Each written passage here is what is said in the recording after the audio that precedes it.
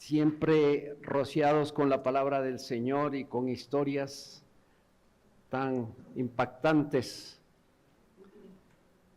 que ha sufrido la iglesia, que ha vivido la iglesia, que ha gozado la iglesia. Vamos en esta hora, hermanos, a hablar sobre la deidad del Espíritu de Dios. El ser y naturaleza de Dios es el fundamento del cristianismo verdadero. Así que la adoración que la iglesia da al Señor debe ser igualmente muy verdadera. La verdadera adoración y la fe genuina siempre descansarán sobre la revelación que Dios ha dado de sí mismo, sobre el conocimiento que tenemos de esa revelación de Dios, sobre el amor que tenemos de esa revelación, de lo que conocemos de Él. No podemos adorar como iglesia a alguien desconocido. Y entre más lo conocemos, más le amamos. Entre más cerca de Él estemos, mayor es nuestro amor por Él. Así que Dios, desde el principio, para nosotros se dio a conocer. Esto lo afirma el apóstol Pablo en su carta a los Romanos, el capítulo 1, versículo 19 al 21. Leo a su favor. Porque lo que de Dios se conoce les es manifiesto, pues Dios se lo manifestó. Porque las cosas invisibles de Él, su eterno poder y deidad, se hacen claramente visibles desde la creación del mundo, siendo entendidas por medio de las cosas hechas, de modo que no tienen excusa. Pues habiendo conocido a Dios, no le glorificaron como a Dios, ni le dieron gracias, sino que se envanecieron en sus razonamientos, y su necio corazón fue entenebrecido. La revelación que el Señor nos da de sí mismo es el estándar de la adoración verdadera de la iglesia, de una verdadera adoración y obediencia al Señor. Así que esta revelación que hemos recibido del Señor no es una revelación ambigua ni parcial. Dios se ha dado a conocer como un solo ser en tres personas, como lo hemos venido viendo: Padre, Hijo y Espíritu Santo. Padre, Hijo y Espíritu Santo. Y esta verdad trinitaria es el fundamento de toda doctrina cristiana y de toda práctica espiritual auténtica. Dijo el Señor para afirmar esta verdad en Mateo 28, 19, para que nosotros conociéramos de la Trinidad. Por tanto, dijo el Señor, id y haced discípulos a todas las naciones, bautizándolos en el nombre del Padre y del Hijo y del Espíritu Santo. Así que cada persona en la divinidad es distinta a las otras dos. Y cada una de estas personas, y entiéndase cómo estoy refiriéndome, cada una de estas personas, estoy hablando de tres, cada una de estas personas tiene particulares atribuciones. Así que el Padre da al Hijo, el Padre y el Hijo, que son dos, envían al Espíritu Santo, y el Espíritu Santo es en sí mismo,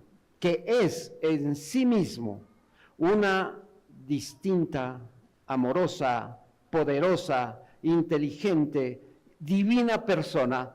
Aplica estas cosas a nuestro corazón, a su iglesia.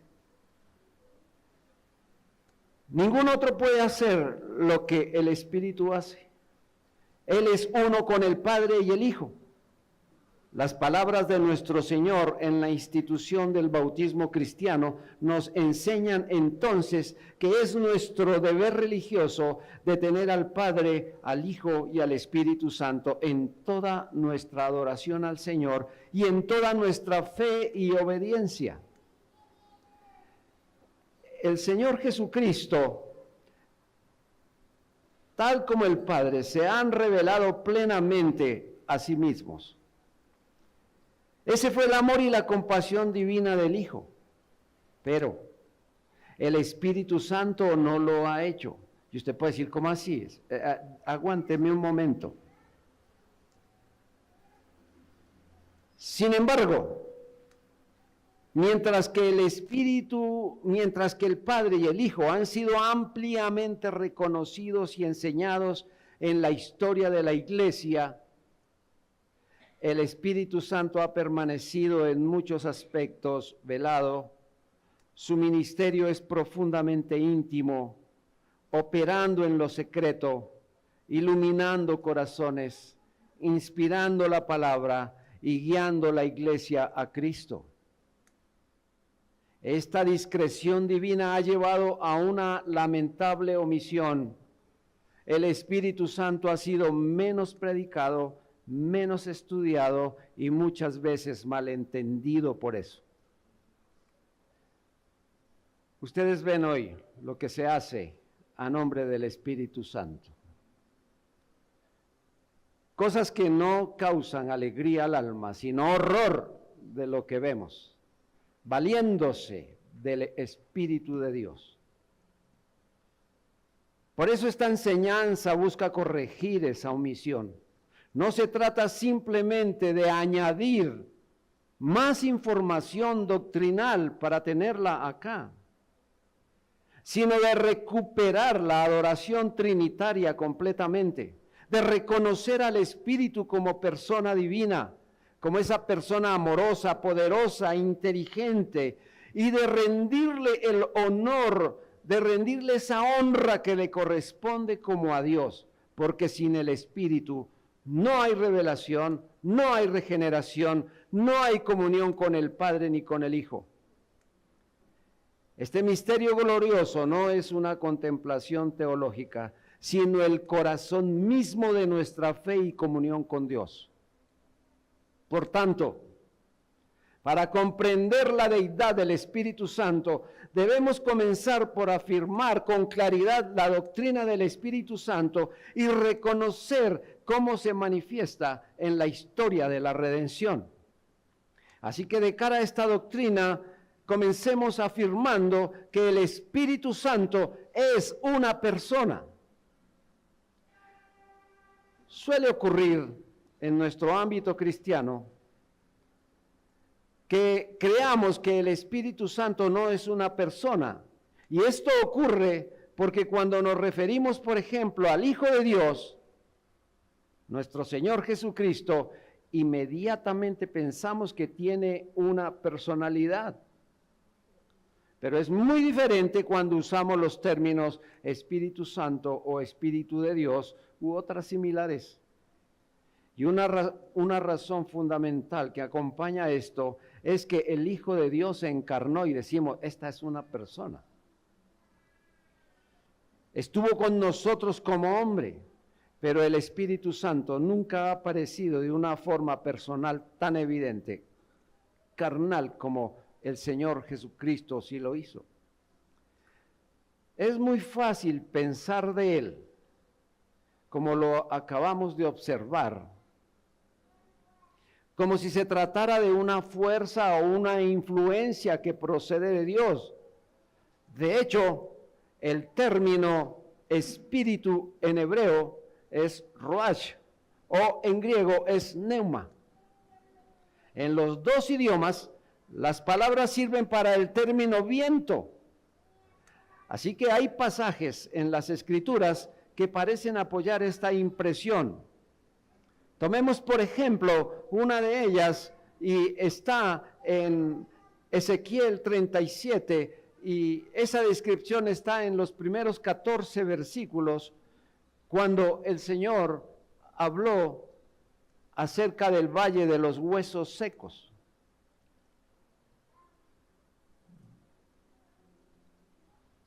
Dice en esos versículos, y solo voy a extractar 2 nomás de allí, el versículo 9, así ha dicho Jehová el Señor, Espíritu ven de los 4 vientos y sopla sobre estos muertos y vivirán. Y en el versículo 14, y pondré mi espíritu en vosotros y viviréis, y os haré reposar sobre vuestra tierra, y sabréis que yo, Jehová, hablé. Pero cuando observamos todo lo que la Escritura dice del Espíritu Santo, se hace evidente que Él verdaderamente es una persona, que es Dios en el mismo sentido que lo son el Padre y el Hijo. Así que aquí tenemos algunos textos que nos permiten ver cómo el Espíritu Santo actúa como una persona. Veamos varios textos de estos, y el primero de ellos nos anuncia que Él mora en nosotros. El Espíritu Santo mora en nosotros. Dice Juan 14:17, el Espíritu de verdad al cual el mundo no puede recibir, porque no le ve ni le conoce, pero vosotros le conocéis.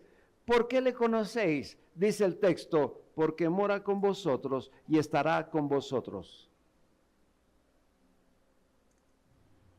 No podríamos nosotros decir algo diferente. ¿Cómo afirmar que alguien está con nosotros cuando no es una persona? O sea, tenemos que entender que si el Señor dijo que el Espíritu mora con nosotros, esta es la verdad, la realidad de una persona que nos acompaña. Igualmente, actúa como una persona cuando nos enseña y nos recuerda. Juan 14:26, mas el Consolador, el Espíritu Santo, a quien el Padre enviará en mi nombre, Él os enseñará todas las cosas y os recordará todo lo que yo os he dicho. Enseña y recuerda. También como persona testifica. Juan 15:26. Pero cuando venga el Consolador, a quien yo os enviaré del Padre, el Espíritu de verdad, el cual procede del Padre, Él dará testimonio acerca de mí. Amados, gracias al Señor por esa bondad del Espíritu, de habernos dado testimonio de Cristo el Señor. ¿Qué sería nuestra vida si esto no hubiera pasado, hermanos? Si nosotros no hubiéramos, por medio de su gloriosa presencia, haber entendido que hay un Salvador, no sé qué sería de nosotros, pero gracias a Dios, porque el Espíritu Santo nos ha acompañado aquí y así. También como una persona convence. Juan 16:8 dice, y cuando Él venga, convencerá al mundo de pecado, de justicia y de juicio. Cuando Él venga, convencerá al mundo de qué, hermanos, de pecado. Eso fue lo que pasó acá. Con cada uno de nosotros fue lo que el Espíritu Santo hizo. Bueno, no le vimos, pero bendita influencia de su gloriosa presencia en nosotros. Muchos andan por allí sin haber escuchado esas palabras del Espíritu. No hay convicción, no ha habido esa voz gloriosa que los haga venir al Señor y que les haya convencido de esa situación tan difícil en que están. Pero también como una persona guía, oye, habla, muestra y glorifica. Juan 16, versículos 13 y 14. Pero cuando venga el Espíritu de verdad, Él os guiará a toda verdad. Pero no hablará por su propia cuenta, sino que hablará de todo lo que oyere y os hará saber las cosas que habrán de venir. Él me glorificará porque tomará de lo mío y os lo hará saber. Qué gloriosa bondad del Espíritu, hermanos. Pero también podemos ver cómo esta persona gloriosa llama al ministerio. Hechos 13:22.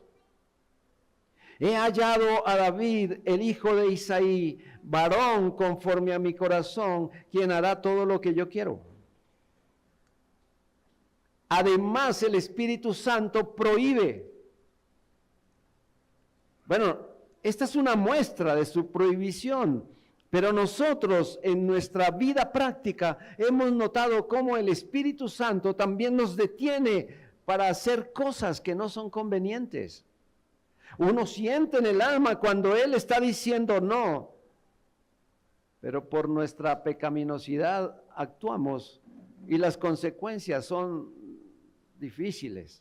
Prohíbe, Hechos 16, versículos 6 y 7, les fue prohibido por el Espíritu Santo hablar la palabra en Asia. Y cuando llegaron a Misia intentaron ir a Bitinia, pero el Espíritu no se lo permitió.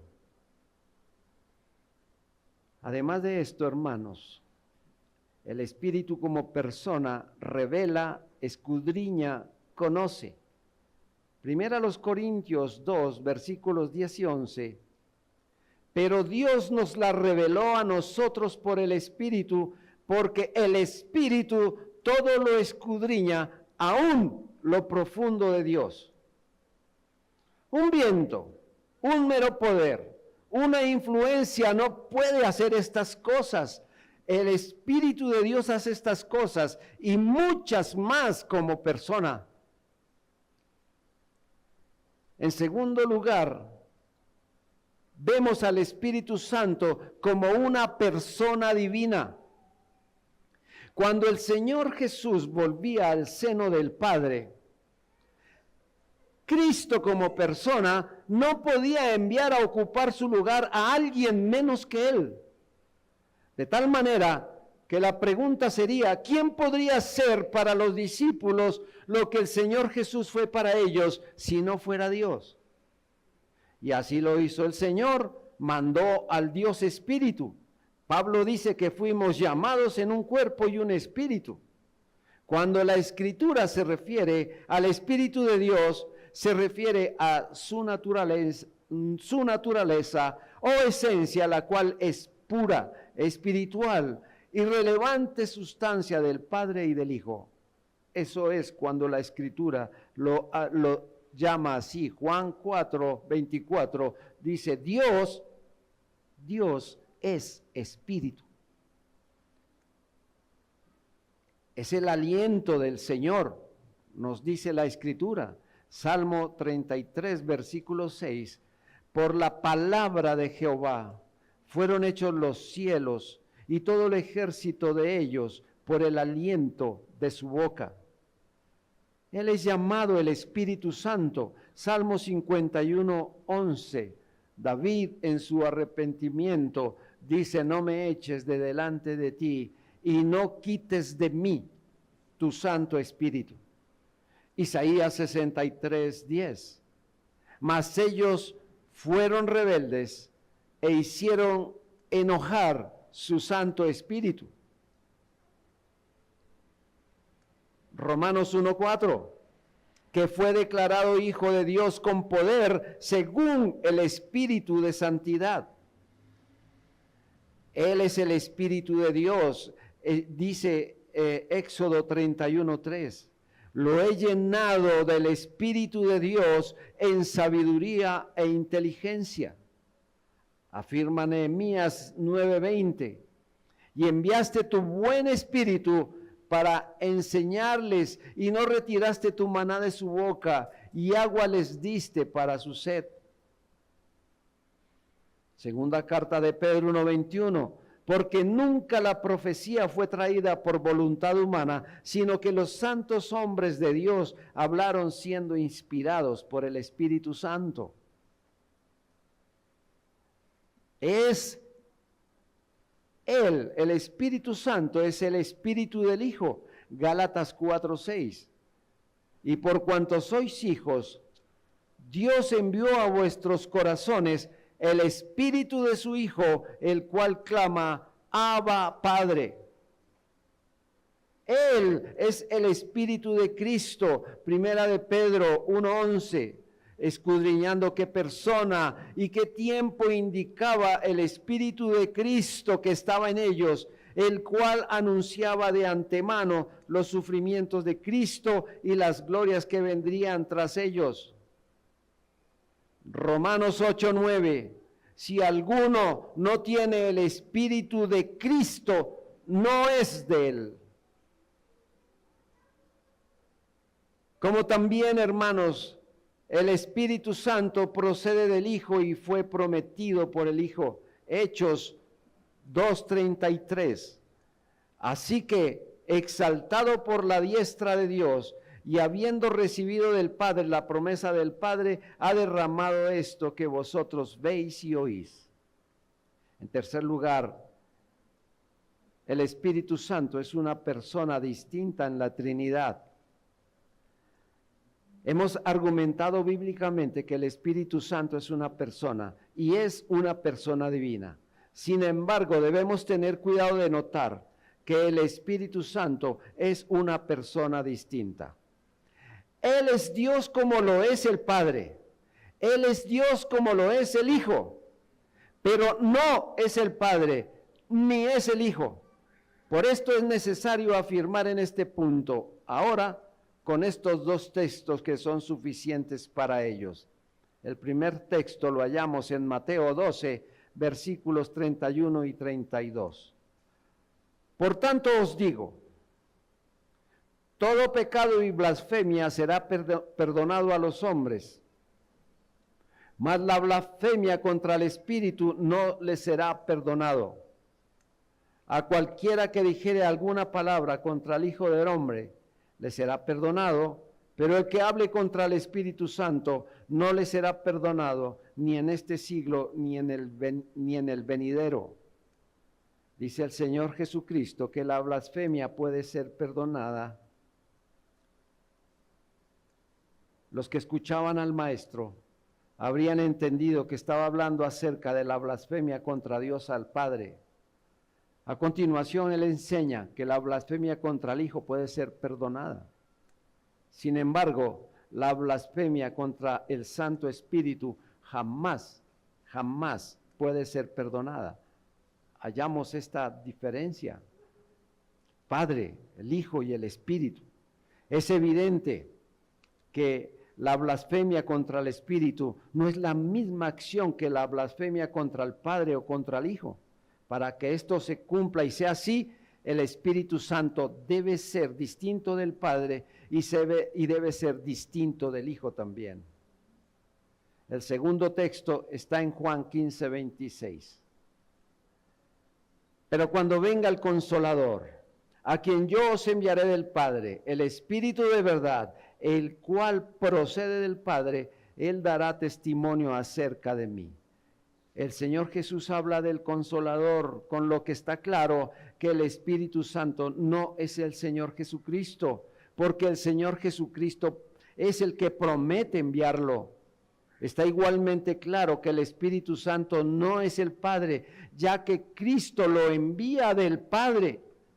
Cada uno es Dios y sin embargo, cada uno es distinto.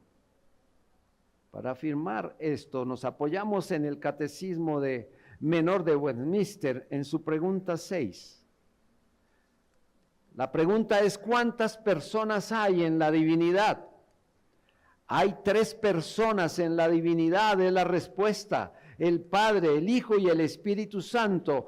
Y estas 3 personas son un solo Dios, las mismas en sustancia, iguales en poder y en gloria. La Escritura en Mateo 3, versículos 16 y 17, una vez más lo afirma. Y Jesús, después que fue bautizado, subió luego del agua, y aquí los cielos le fueron abiertos, y vio al Espíritu de Dios que descendía como paloma y venía sobre él. Y hubo una voz de los cielos que decía: Este es mi Hijo amado, en quien tengo complacencia. Notamos las tres personas funcionando allí. Segunda a los Corintios 13:14. La gracia del Señor Jesucristo, el amor de Dios y la comunión del Espíritu Santo sean con todos vosotros. Esta es una manera sencilla de la expresión que la Escritura nos enseña sobre la doctrina de la Trinidad. Bien, hermanos,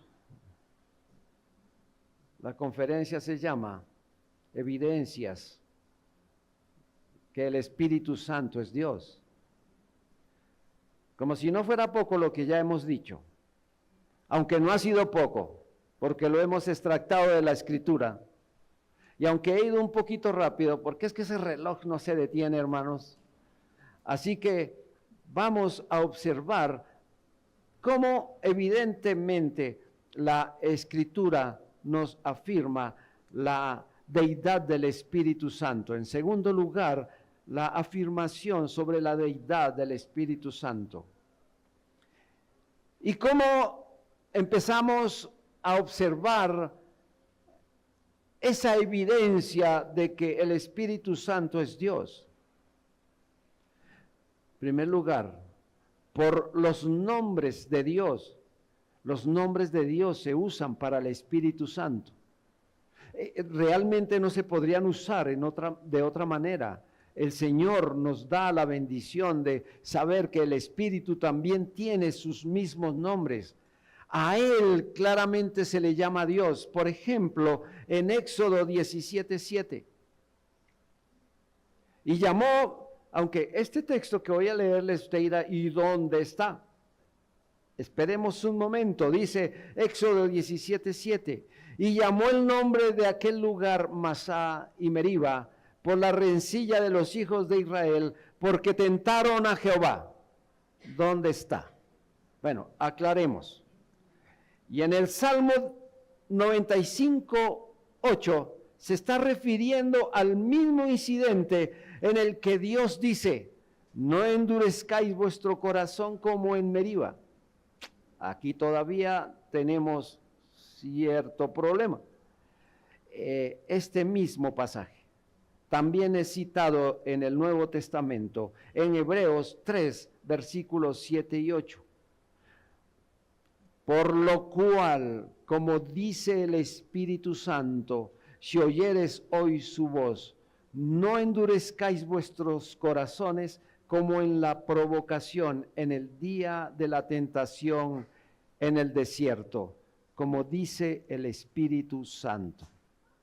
Aquí en Hebreos se dice que quien habla es el Espíritu Santo. En otras palabras, Dios es el que habla en el Salmo. Jehová fue tentado en el desierto y Jehová no es otro que el Espíritu Santo de Dios. Vemos lo mismo en Isaías 6, versículos 8 y 9, donde se oye la voz de Dios preguntando, ¿a quién enviaré y quién irá por nosotros? Cuando el apóstol cita estas palabras en Hechos 28, versículos 25 y 27, dice, y como no estuvieran de acuerdo entre sí, al retirarse les dijo Pablo esta palabra, bien habló el Espíritu Santo por medio del profeta Isaías a nuestros padres. Aquí tenemos la unidad de lo que se expresó en Isaías 6 con lo que se habla en Hechos 28. Les dice, hermanos, que era el mismo Espíritu Santo quien hablaba. Por tanto, el Espíritu Santo es Jehová. Segundo lugar, los atributos de Dios son aplicados al Espíritu Santo. Lo que se puede decir con respecto a Dios, se dice referente al Espíritu Santo. Esto no podría ser así si no fuera Dios mismo. Usemos unos pocos ejemplos. La evidencia bíblica, Hebreos 9:14.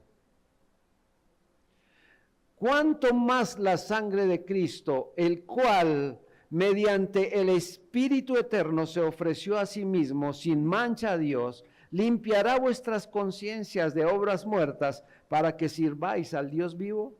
Esto se dice del eterno Espíritu de Dios. El Espíritu Santo está en todo lugar, en todo tiempo. Muchas veces nosotros citamos este texto una y otra vez, confirmando así la presencia de Dios en nosotros. En el Salmo 139, versículos 7 al 10, pero lo he reducido a esto: ¿a dónde huiré de tu Espíritu? Porque el Espíritu está en todo lugar, omnipresente. Este es un título del Padre, un título del Hijo, un título del Espíritu Santo. Pero también, hermanos, el Espíritu Santo sabe todas las cosas. Primera a los Corintios 2:10. Pero Dios nos las reveló a nosotros por el Espíritu. Y aclara el apóstol, porque el Espíritu todo lo escudriña, aún lo profundo de Dios. Además, el Espíritu puede hacer todo lo que quiere. Primera a los Corintios 12:11.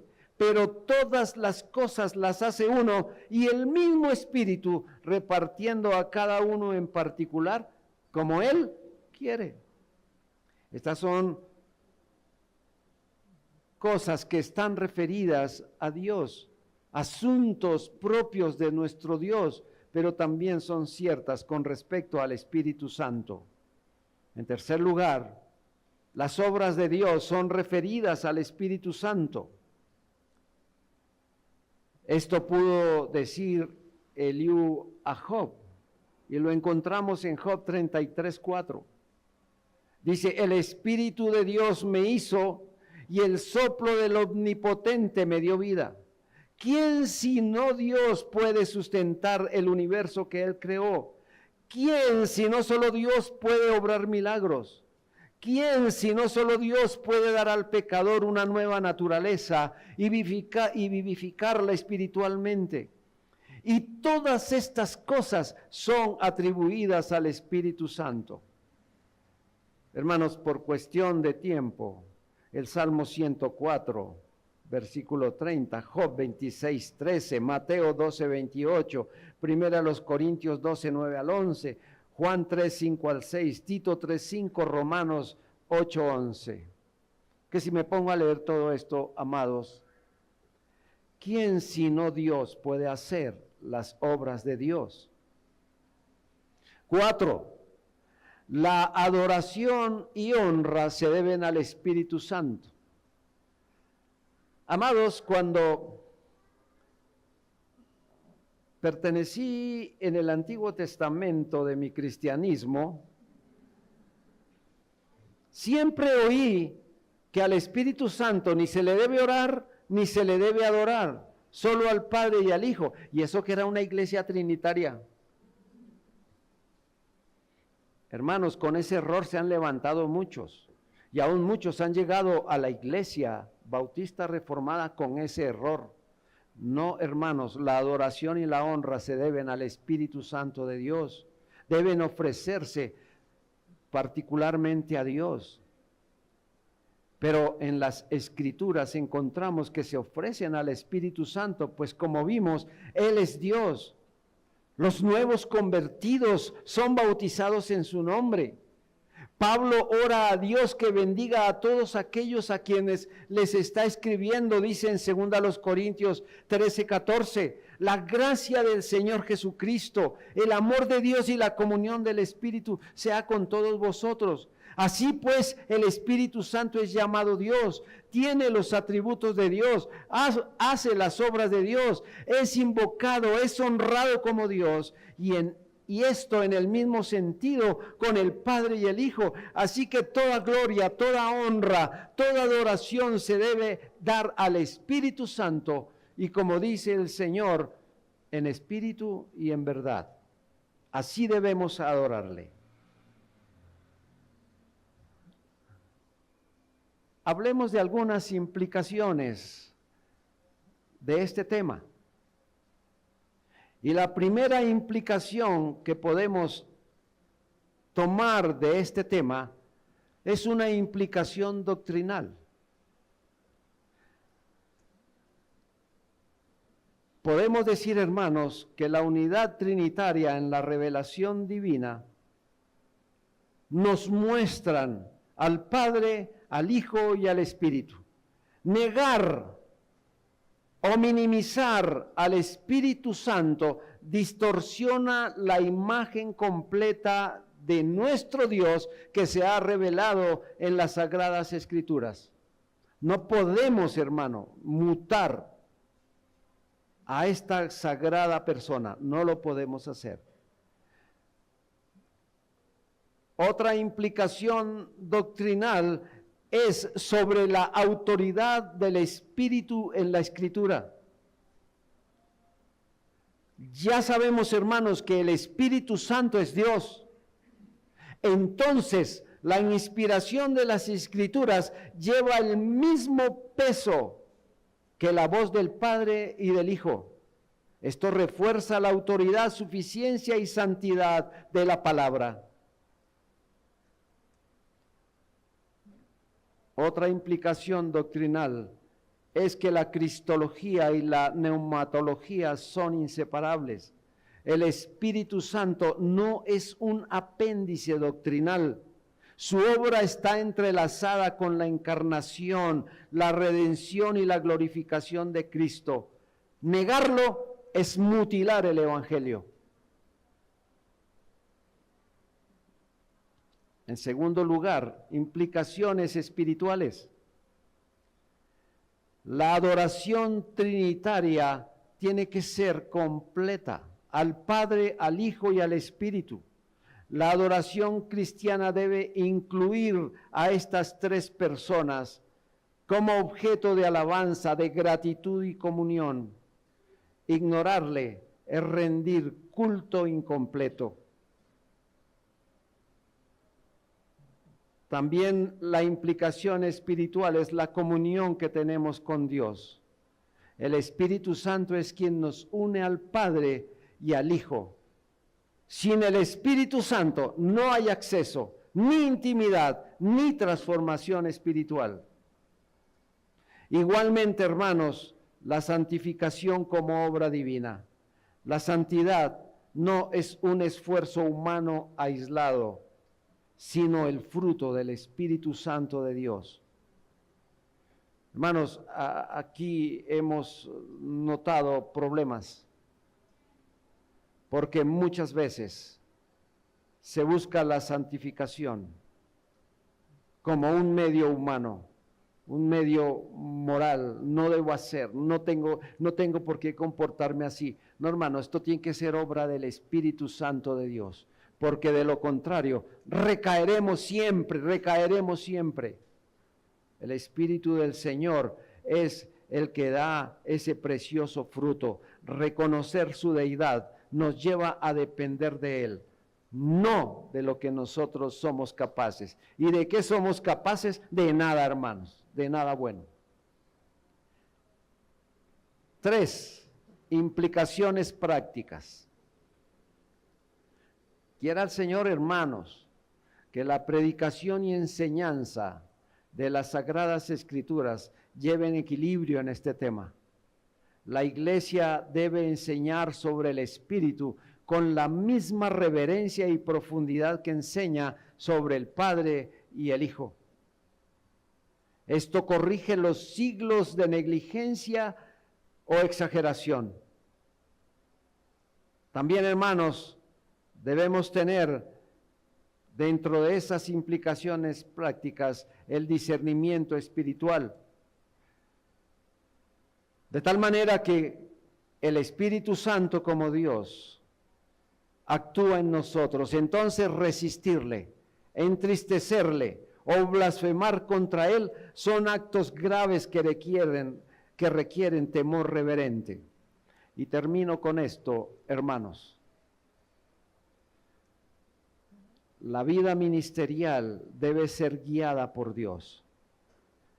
Para todos nosotros, amados, el llamado que Dios nos ha hecho. Es un llamado santo. Estamos aquí porque hemos sido llamados por Él. Además de esto, los dones que el Señor ha puesto sobre su iglesia. No podemos entender cómo alguien es llamado y se sienta en una silla a morir en gracia de Dios. Creo que eso no es un don. Todos nosotros debemos servir a la obra del Señor porque Él nos dio dones. El Señor nos dirige a hacer las cosas. El poder que nosotros tenemos para hacer las cosas provienen del Espíritu. Así que, amados, oremos al Señor para que sigamos siendo guiados por ese poderoso Espíritu de Dios. Así que todo ministerio debe ser dependiente, debe ser sensible y debe ser obediente a su guía. Lo que Dios diga, eso es lo que nosotros haremos. ¿Y dónde encontramos lo que Dios diga? En su santa palabra. No busquemos fuera de ella cosas. Lo que Dios dice en la Escritura, su iglesia lo debe cumplir. Así que, hermanos, no sé qué tan lejos esté, que hagamos unos tiempos de estudio bíblico sobre neumatología. Dios nos ayude, hermanos, a entender cada vez más la obra, la persona del Espíritu de Dios sobre nosotros como su iglesia. Oremos, hermanos.